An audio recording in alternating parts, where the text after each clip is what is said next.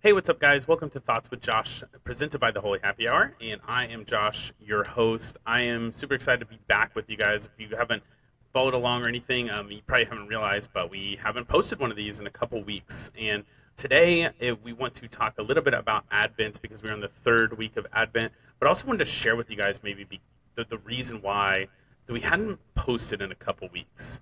And so this is kind of a sad story. We'll just kind of start with that, and then we'll kind of go into the Advent season and how I believe that just God's timing is so perfect.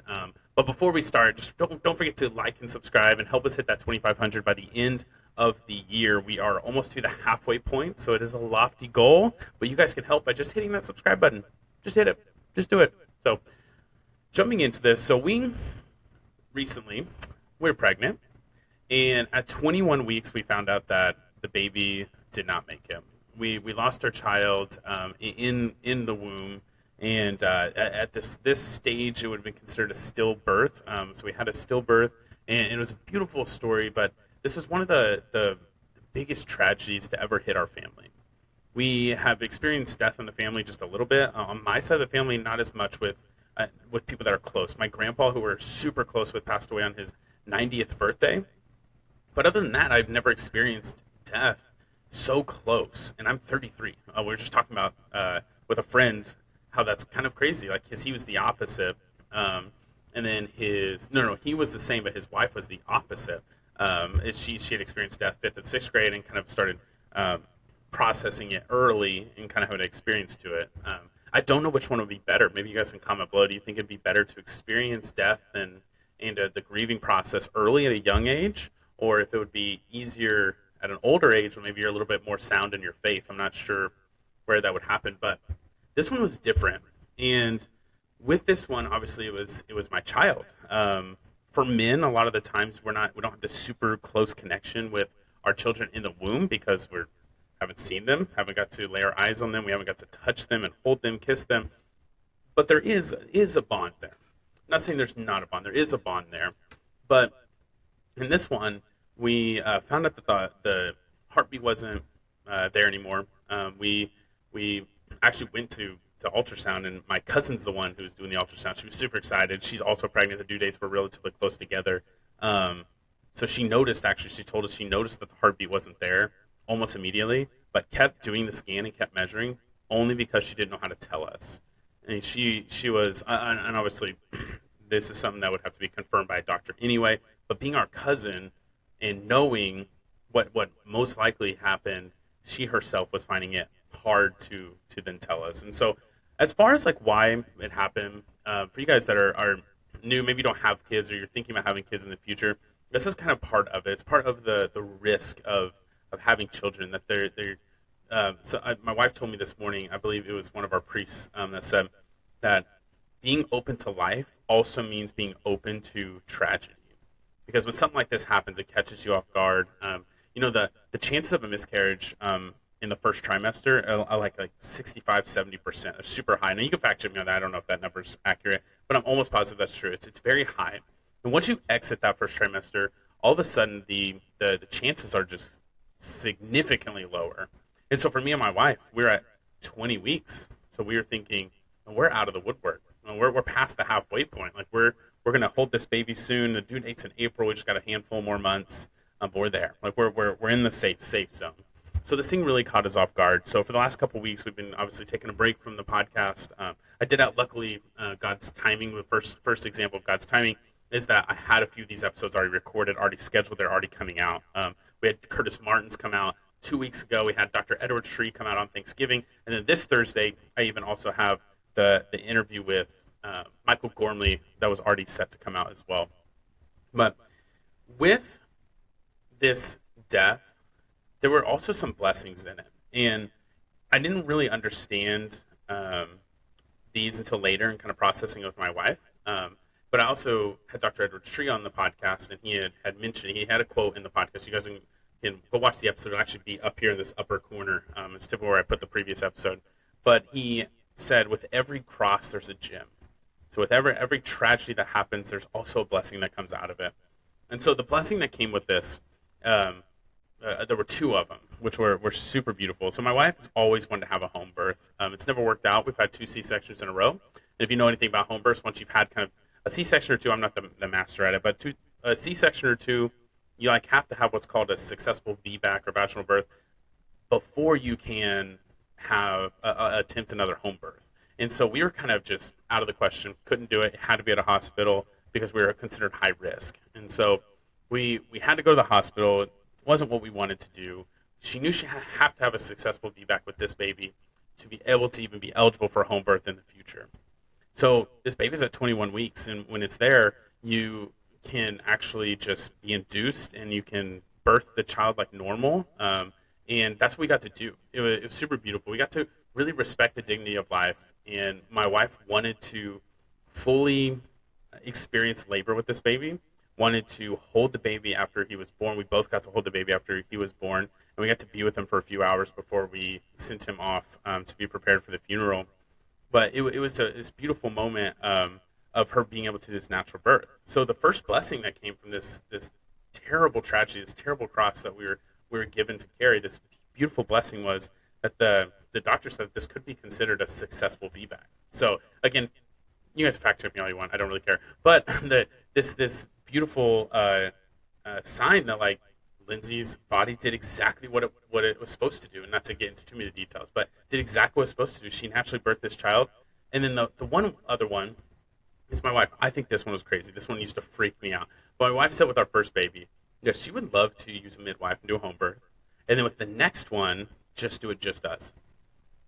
And that used to always scare me. The thought of my wife giving birth and me being the only other person there scared me so much. So back to our next or this current situation. The doctor comes in and checks her, and she says, "Wow, cervix is completely open. At 10, completely not there. I can feel the water sac. If you want, we can just break the water in this, and we can get this done." And so we're like, obviously, with knowing the tragedy of it all, we're like, yes, let's go. And we decided to go this route. And they said, let us go get the doctor. We'll be right back, and we'll get this started. And they walk out of the room. And I swear, not 5 to 10 seconds, not minutes, seconds after they walk out of the room, Lindsay all of a sudden is like, oh my gosh, the baby's coming. And I was like, are you serious? She's like, I think so. I was like, do you want me to go get the nurses? She's like, I don't know.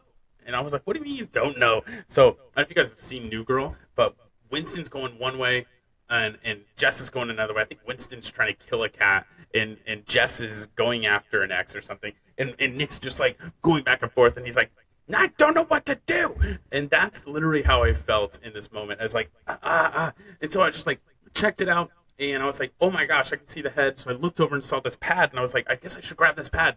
And I grabbed it, and literally, just naturally, nobody else in the room, just me and my wife, she gave birth to our son, and I caught him. Maybe put an asterisk next to caught, sort of caught him, and then he was there.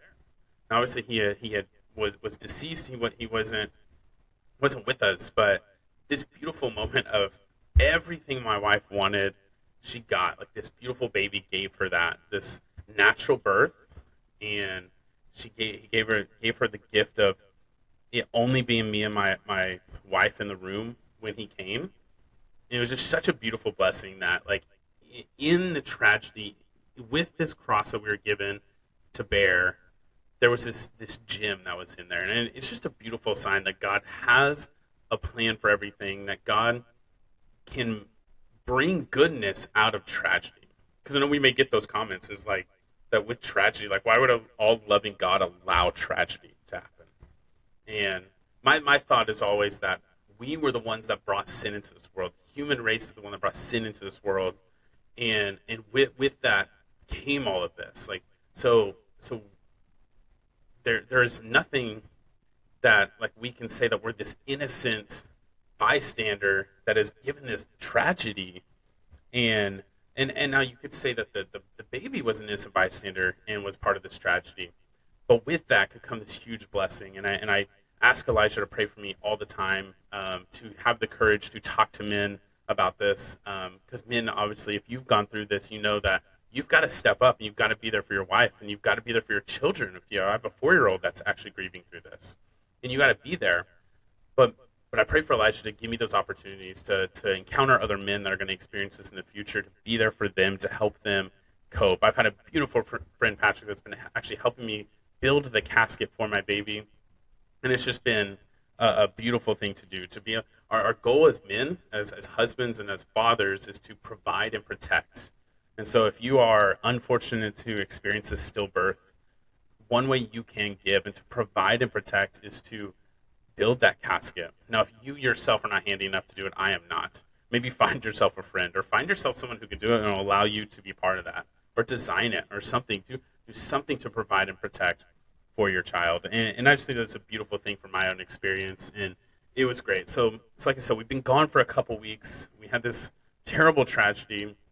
And I kept going back and forth whether I wanted to do an episode on it or not. Because I don't want to exploit the thing. But I know that this episode could help somebody. I know that this episode could maybe hit someone that maybe has experienced the same thing and hasn't got to heal through it like I am healing. I won't say that I have, because I haven't like completely healed through it, but I am currently trying to heal through it. And this also happened at this beautiful time of Advent.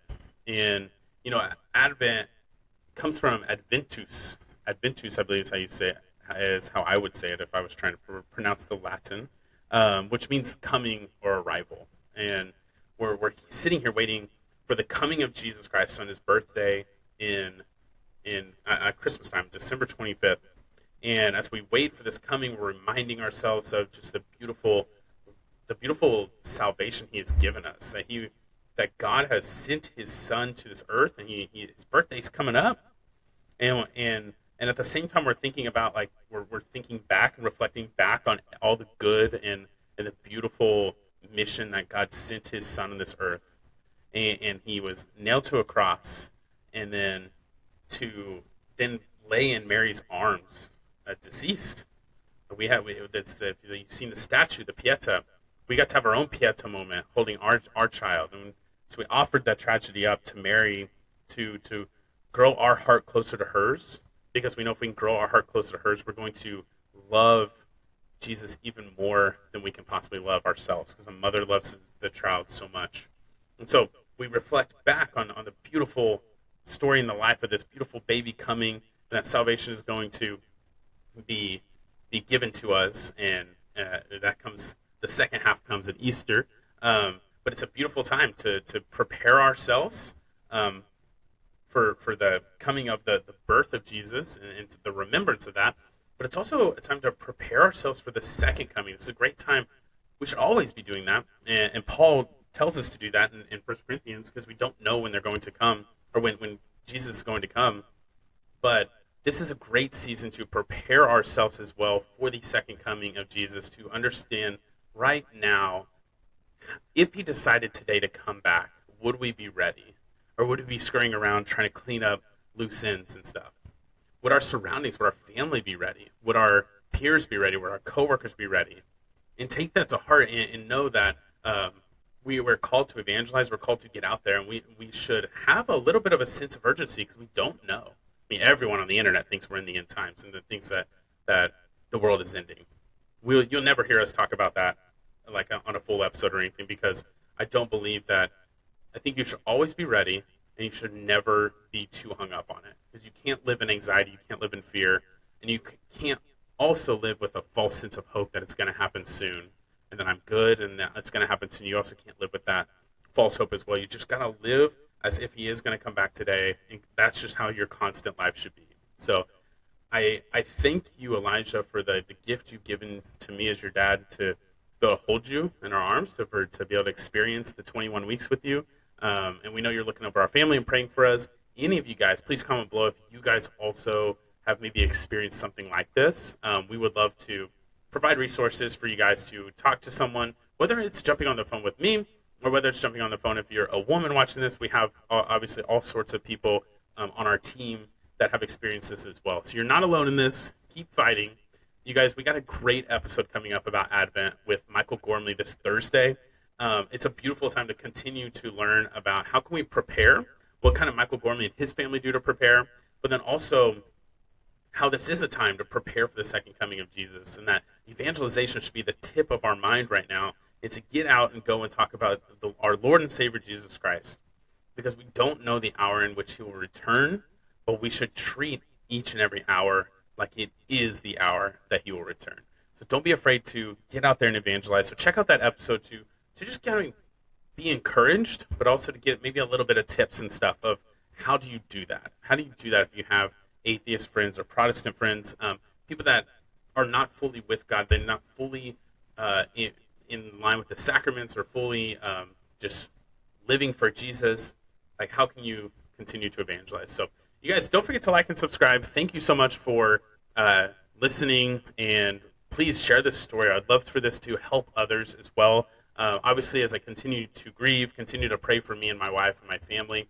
And we will see you guys Thursday with Michael Gormley, and we'll see you guys next week with another episode of Thoughts with Josh. And also next week, I almost signed off. No, I didn't forget you, Tara. Next week, we officially start Tell Me About It, Tara, which will start next week. The first episode comes out on December 13th, and she is gonna kill it. And so if you guys want to learn more about manifesting and how that lines up or doesn't line up with Christian values, check out that episode. So subscribe. Alert bell is the way you don't miss these episodes, because there's so many different ones. Thoughts with Josh, the Holy Happy Hour, which are the interviews, and then Tell Me About It, Tara.